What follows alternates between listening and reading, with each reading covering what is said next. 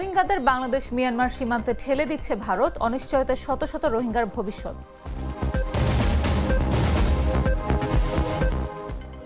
জ্ঞান ফিরেছে নূরের, মাথায় রয়েছে আঘাত, ভেঙেছে নাকের হাড়। নূরের চিকিৎসায় বসবে মেডিকেল বোর্ড।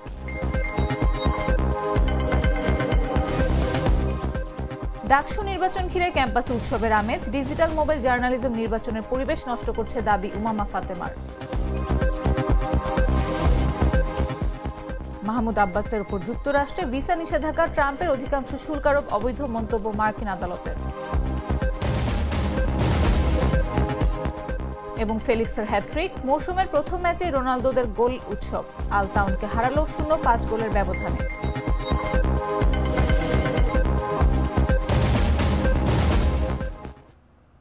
দুপুর 1টা নিউজে সবাইকে আমন্ত্রণ।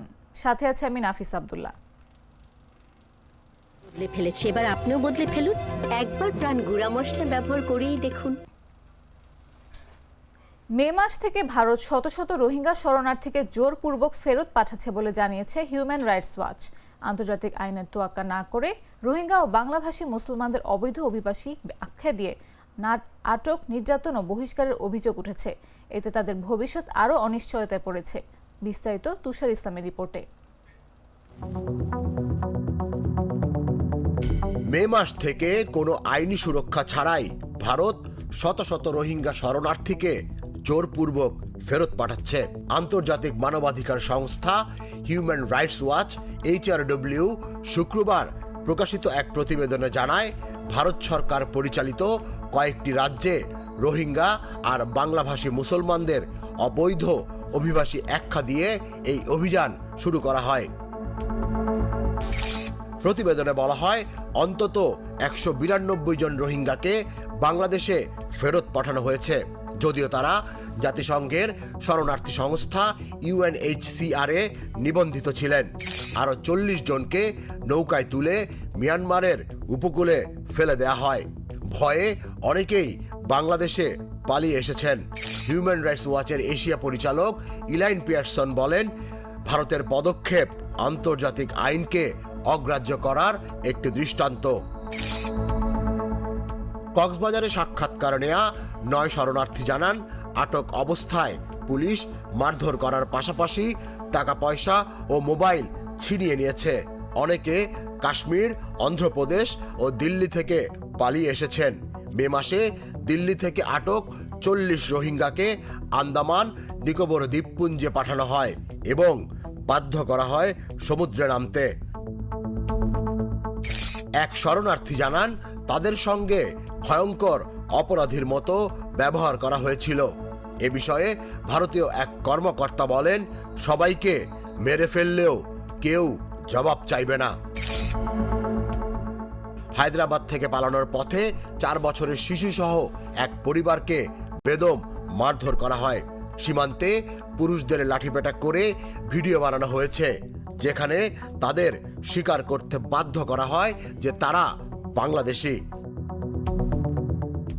ভারতে থাকা রোহিঙ্গারা এখন তীব্র অনিশ্চয়তায় দিন কাটাচ্ছেন। জম্মুতে অন্তত 30 রোহিঙ্গাকে গ্রেফতার করা হয়েছে আর ভেঙে দেয়া হয়েছে তাদের শিবির।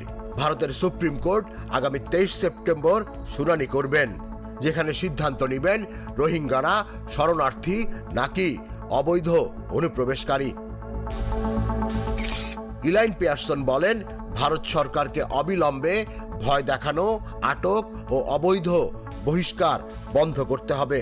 নিরপেক্ষ তদন্তের মাধ্যমে নির্যাতনের অভিযোগ খতিয়ে দেখতে হবে। এখন প্রশ্ন হলো, এভাবে কি আন্তর্জাতিক আইনকে উপেক্ষা করে রোহিঙ্গাদের ভবিষ্যৎ আরও অনিশ্চয়তায় ফেলা যায়? তুষার ইসলাম, জাগো নিউজ।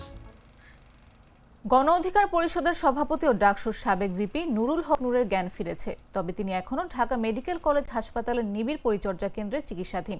এদিকে নূরের চিকিৎসায় উচ্চ পর্যায়ে মেডিকেল বোর্ড গঠন করেছে ঢাকা মেডিকেল কলেজ হাসপাতাল। শনিবার সকালে ঢাকা মেডিকেল কলেজ হাসপাতালের পরিচালক ব্রিগেডিয়ার জেনারেল মোহাম্মদ আসাদুজ্জামান জানান, নুরুল হকের মাথায় আঘাত রয়েছে, তার নাকের হাড় ভেঙে গেছে, যে কারণে গতকাল অতিরিক্ত রক্তক্ষরণ হয়েছিল। আগে রক্তক্ষরণ বন্ধ হয়েছে ও জ্ঞান ফিরেছে, তবে 48 ঘন্টার আগে নুরুল হক আশঙ্কামুক্ত সেটি বলা সম্ভব নয়। নুরুল হকের চিকিৎসায় শুক্রবার রাতে সর্বোচ্চ পর্যায়ে মেডিকেল বোর্ড গঠন করা হয়েছে বলেও জানান মোহাম্মদ আসাদুজ্জামান। আজ নুরুল হকের চিকিৎসার বিষয় নিয়ে মেডিকেল বোর্ড আলোচনায় বসবে বলে তিনি জানান। রাজধানীর কাকরাইলে গতকাল শুক্রবার সন্ধ্যায় জাতীয় পার্টি ও গণ অধিকার পরিষদের নেতাকর্মীদের মধ্যে সংঘর্ষ হয়। জাপার কার্যালয়ের সামনে দিয়ে গণ অধিকার পরিষদের একটি মিছিল যাওয়ার সময় এ ঘটনা ঘটে। পরে আইন শৃঙ্খলা রক্ষাকারী বাহিনীর লাঠি পেটায় গণ অধিকার পরিষদের সভাপতি নুরুল হক সহ বেশ কয়েকজন আহত হন।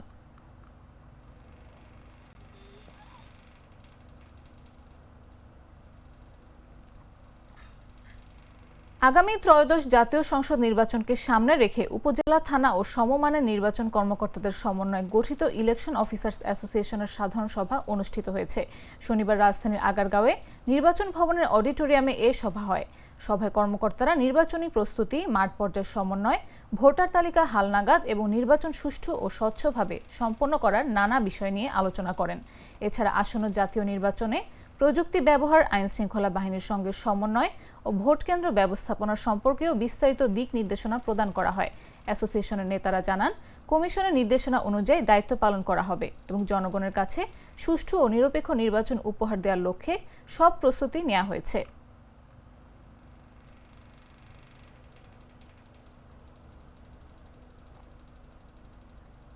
ক্যাম্পাস জুড়ে বইছে নির্বাচনী হাওয়া। দীর্ঘদিন পর ঢাকা বিশ্ববিদ্যালয়ের কেন্দ্রীয় ছাত্র সংসদ নির্বাচনকে ঘিরে শিক্ষার্থীদের মাঝে বিরাজ করছে ব্যাপক উৎসাহ উদ্দীপনা। ক্যাম্পাসের টিএসসি এলাকা, বিভিন্ন হল, গ্রন্থাগার চত্বর থেকে শুরু করে বিভাগগুলোর সামনে প্রার্থীদের প্রচারণাও প্রাণবন্ত। এদিকে ডিজিটাল মোবাইল জার্নালিজম ডাকসুর পুরো নির্বাচনের পরিবেশকে নষ্ট করছে বলে অভিযোগ তুলেছেন ডাকসু নির্বাচনের স্বতন্ত্র শিক্ষার্থী ঐক্য প্যানেলের ভিপি প্রার্থী উমামা ফাতেমা। বিস্তারিত জাগো ডেস্ক রিপোর্টে। ডিজিটাল মোবাইল জার্নালিজম ঢাকা বিশ্ববিদ্যালয় কেন্দ্রীয় ছাত্র সংসদ ডাকসুর পুরো নির্বাচনের পরিবেশকে নষ্ট করছে বলে অভিযোগ তুলেছেন ডাকসু নির্বাচনের স্বতন্ত্র শিক্ষার্থী ঐক্য প্যানেলের ভিপি প্রার্থী উমামা ফাতেমা। বৃহস্পতিবার রাতে নিজের ভেরিফাইড ফেসবুক আইডিতে দেওয়া এক স্ট্যাটাসে তিনি এই অভিযোগ তোলেন। উমামা ফাতেমা লিখেন, ক্যাম্পাসে ডাকসু নির্বাচনে ডিজিটাল মোবাইল জার্নালিজম পুরো নির্বাচনের পরিবেশকে নষ্ট করছে। প্রার্থীদের সঙ্গে ভোটারদের কথা বলার সহজ স্বাভাবিক প্রসেসকে কঠিন করে দিচ্ছে। প্রার্থীদের পেছনে প্রতিটা পদক্ষেপ ভিডিও করতে থাকা কতটা সমীচীন দেখায় সেটা আমার প্রশ্ন। তিনি আরও লিখেন, বারবার নিষেধ করার পরও সাংবাদিকদের এ ধরনের নীতি বহির্ভূত কার্যক্রম থামানো যাচ্ছে না। ব্যক্তির কনসেন্টের বাইরে গিয়ে ভিডিও করা, ক্রপ করে ভিডিও ভিন্ন অ্যাঙ্গেলে প্রদর্শন করার কাজ থামানো যায় না। সবশেষে স্বতন্ত্র শিক্ষার্থী ঐক্য প্যানেলের এই ভিপি প্রার্থী লিখেন, সাংবাদিকদের কাছে অনুরোধ থাকবে, আপনারা প্রার্থী ও ভোটারের প্রাইভেসি মেনে চলুন। ভোটার ও প্রার্থীর সম্মতির বাইরে অযাচিতভাবে ভিডিও করে ভোটের পরিবেশটা নষ্ট করবেন না। নিউজ ডেস্ক, জাগো নিউজ। ঢাকা ভাঙা এক্সপ্রেসওয়েতে 4টি যাত্রীবাহী বাসের সংঘর্ষে অন্তত 25 জন আহত হয়েছেন। এ ঘটনায় এক্সপ্রেসওয়ে ঢাকামুখী লেনে যান চলাচল সম্পূর্ণ বন্ধ হয়ে যায়। শনিবার সকাল 9:30টার দিকে মাদারীপুরের শিবচর উপজেলার পাঁচচর এলাকায় এ ভয়াবহ দুর্ঘটনা ঘটে। মাদারীপুরের শিবচর হাইওয়ে থানার সার্জেন্ট সবুজ মিয়া জানান, ফরিদপুর থেকে রাজধানী ঢাকার উদ্দেশ্যে ছেড়ে আসা গোল্ডেন লাইন পরিবহনের একটি বাস হঠাৎ নিয়ন্ত্রণ হারিয়ে সড়কের ডিভাইডারে উঠে যায়। এতে ওই বাসের 5 জন আহত হন। এরপরই পেছনে আসা আরও 3টি যাত্রীবাহী বাস গোল্ডেন লাইন পরিবহনের বাসের পেছনে ধাক্কা দেয়। এ সংঘর্ষে আরও 20 জন আহত হন। দুর্ঘটনার খবর পেয়ে ফায়ার সার্ভিস ও হাইওয়ে পুলিশ ঘটনাস্থলে পৌঁছে আহতদের উদ্ধার করে স্থানীয় বিভিন্ন হাসপাতালে ভর্তি করে। ঘটনার পর ঢাকামুখী লেনে যান চলাচল বন্ধ থাকে। পরিস্থিতি নিয়ন্ত্রণে নিয়ে আসতে হাইওয়ে পুলিশের সদস্যরা কাজ করছেন।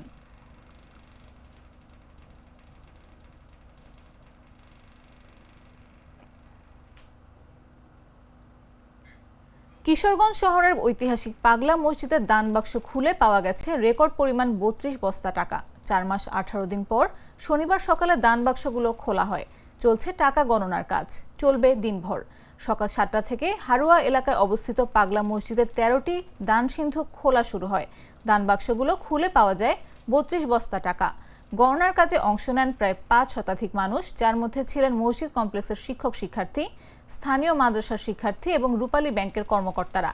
এর আগে চলতি বছরের 12 এপ্রিল 4 মাস 12 দিন পর দান বাক্স খোলা হয়েছিল। তখন 10টি সিন্দুক থেকে রেকর্ড 9 কোটি 17 লাখ টাকার বেশি পাওয়া যায়। সেই সাথে বৈদেশিক মুদ্রা ও স্বর্ণালংকার পাওয়া গিয়েছিল। এবার নতুন করে আরও 3টি দান বাক্স বসানো হয়েছে। প্রত্যাশা করা হচ্ছে এবার গণনা শেষে মোট টাকার পরিমাণ ছাড়িয়ে যাবে 100 কোটির ঘর। দানবাক্স খোলার সময় উপস্থিত ছিলেন জেলা প্রশাসক, পুলিশ সুপার, সেনাবাহিনী, আনসার, জামাতের জেলা আমির সহ পাগলা মসজিদ পরিচালনা কমিটির লোকজন। পাগলা মসজিদের ঐতিহাসিক পাগলা মসজিদ কমপ্লেক্সের আমাদের যে দান বাক্স খোলা হলো, আজকে আমরা 13টি ট্রাঙ্ক সিন্দুক খুলেছি এবং আমাদের 32 বস্তা আমরা অর্থ এবং অন্যান্য জিনিস পেয়েছি, যেটা ইতিমধ্যে গণার কার্যক্রম শুরু হয়েছে।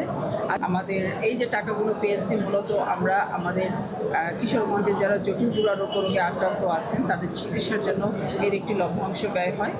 এছাড়া আমাদের এই মসজিদটি পরিচালনার জন্য যে যারা কর্মকর্তা কর্মচারী আছেন তাদের বেতন এবং ভাতার জন্য ব্যয় হয়, আনসার সদস্যদের জন্য কিছু ব্যয় হয়। এছাড়া আমাদের যে মাদ্রাসাটি আছে সেই মাদ্রাসাটি পরিচালনার জন্য একটি অর্থ ব্যয় হয়। এবং এবছর আমরা আজকে পর্যন্ত যে ব্যাংক স্থিতিটি আছে, যেটা আপনারা প্রতিবারই আমাদের কাছে জানতে চান, আমাদের ব্যাংক স্থিতি আছে 91 কোটি টাকার মতো। এবং আজকে আমরা আশা করছি যে বিগত দিনের থেকে এবার আরও বেশি সংখ্যক টাকা জমা হবে।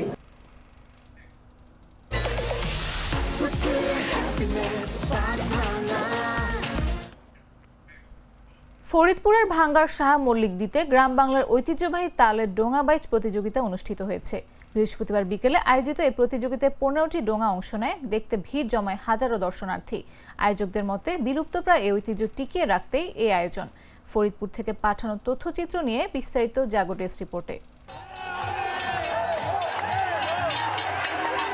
ফরিদপুরের ভাঙ্গা উপজেলার আলগী ইউনিয়নের শাহ মল্লিকদি এলাকার বিলে গ্রাম বাংলার ঐতিহ্যবাহী তালের ডোঙা বাইচ প্রতিযোগিতা অনুষ্ঠিত হয়েছে। বৃহস্পতিবার বিকেলে শাহ মল্লিকদি যুব সংঘের আয়োজনে অনুষ্ঠিত ডোঙা বাইচ প্রতিযোগিতার প্রধান অতিথি ছিলেন কৃষক দলের কেন্দ্রীয় কমিটির সাধারণ সম্পাদক শহীদুল ইসলাম বাবুল।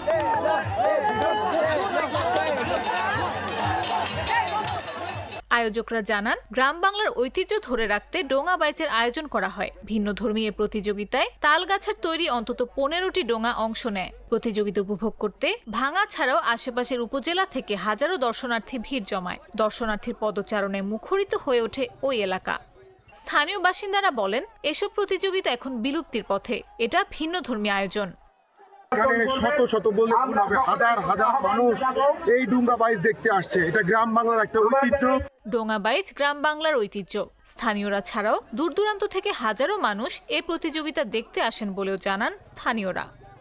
আপনাদের ভালোবাসা চাই, আপনাদের সাথে আমার জীবন যেভাবে জড়া গেছে বাকি জীবন আপনাদেরকে নিয়ে চলতে চাই, আপনাদের দুঃখের ভাগিদার হইতে চাই, সুখের সময় আপনাদের আমি চাই আপনাদের। অনেক বোনদের দেখেছি, নারীদের এখানে দেখেছি, আমার খুব ভালো লাগলো যে এই উৎসবে সকলে মিলে আপনারা গ্রামবাসী মিলে করেছে। নিউজ ডেস্ক, জাগো নিউজ।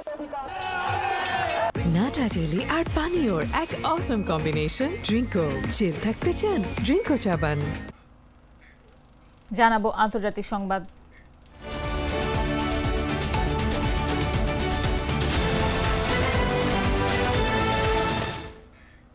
ফিলিস্তিনি কর্তৃপক্ষের প্রেসিডেন্ট মাহমুদ আব্বাসের উপর ভিসা নিষেধাজ্ঞা আরোপ করেছে যুক্তরাষ্ট্র। শুক্রবার যুক্তরাষ্ট্রের পক্ষ থেকে তার উপর ভিসা নিষেধাজ্ঞার বিষয়টি নিশ্চিত করা হয়। আগামী মাসে জাতিসংঘের বিশ্ব নেতাদের একটি সম্মেলনে যোগ দিতে নিউ ইয়র্কে যাওয়ার কথা ছিল তার। ওই সম্মেলনে যুক্তরাষ্ট্রের বেশ কয়েকটি মিত্রদেশ ফিলিস্তিনকে একটি রাষ্ট্র হিসেবে স্বীকৃতি দেবে বলে জানা গেছে। কিন্তু এর মধ্যেই মাহমুদ আব্বাসের উপর ভিসা নিষেধাজ্ঞা জারি করল ওয়াশিংটন। পররাষ্ট্র দপ্তরের এক কর্মকর্তা বলেছেন, প্যালেস্টাইন লিবারেশন অর্গানাইজেশন এবং পশ্চিম তীর ভিত্তিক ফিলিস্তিনি কর্তৃপক্ষের সদস্যদের ভিসা প্রত্যাখ্যান এবং বাতিলের সিদ্ধান্তের ফলে আব্বাস এবং প্রায় 80 জন ফিলিস্তিনি নেতা ক্ষতিগ্রস্ত হবেন। মাহমুদ আব্বাসের কার্যালয় জানিয়েছে যে ভিসা নিষেধাজ্ঞার সিদ্ধান্তে তারা বিস্মিত। তাদের যুক্তি, এটি জাতিসংঘের সদর দপ্তরের চুক্তি লঙ্ঘন করেছে।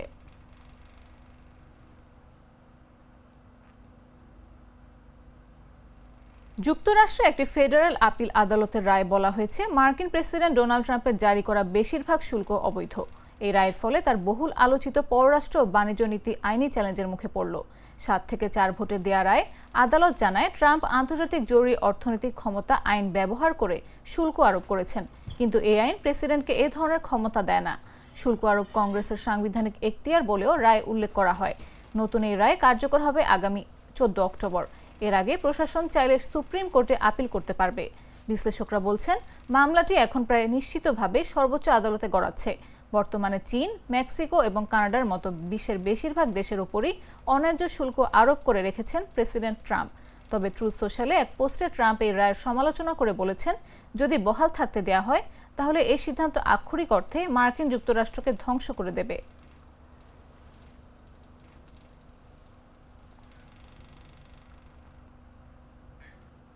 সংবাদ শেষ করব খেলার খবর জানিয়ে।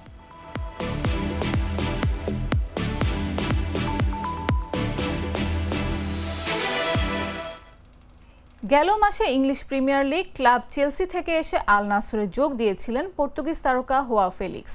আল নাসরে এসে সতীর্থ হিসেবে পেলেন জাতীয় দলের বড় ভাই ক্রিস্টিয়ানো রোনালদোকেও।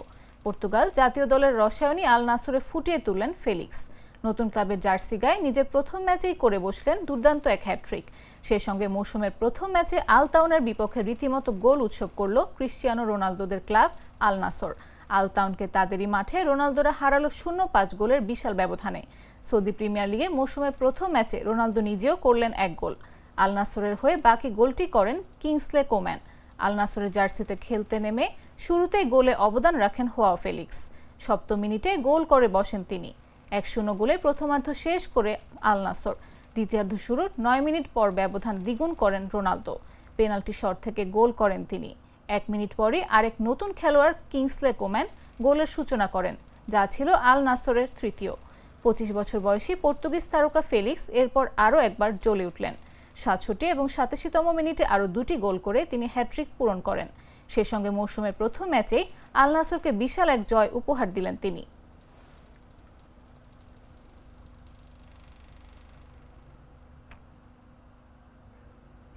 সংবাদ শেষ করার আগে শিরোনামগুলো জানিয়ে দিচ্ছি আরও একবার।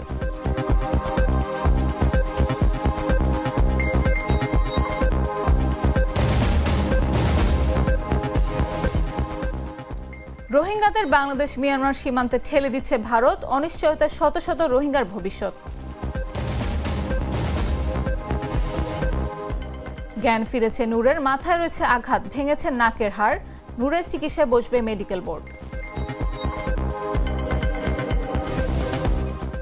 ডাকসু নির্বাচন ঘিরে ক্যাম্পাসে উৎসবের আমেজ, ডিজিটাল মোবাইল জার্নালিজম নির্বাচনের পরিবেশ নষ্ট করছে দাবি উমামা ফাতেমার।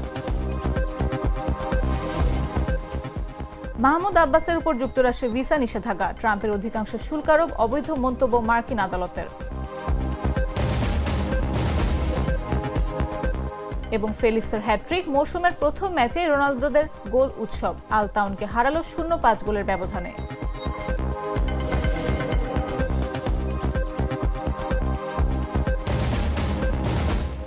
দর্শক, এই ছিল এখনকার মতো। প্রতি মুহূর্তের সর্বশেষ খবর পেতে ভিজিট করুন jagonews24.com, ফলো করুন আমাদের ভেরিফাইড ফেসবুক পেজ এবং সাবস্ক্রাইব করুন জাগো নিউজের ইউটিউব চ্যানেল। এতক্ষণ সাথে থাকার জন্য ধন্যবাদ সবাইকে।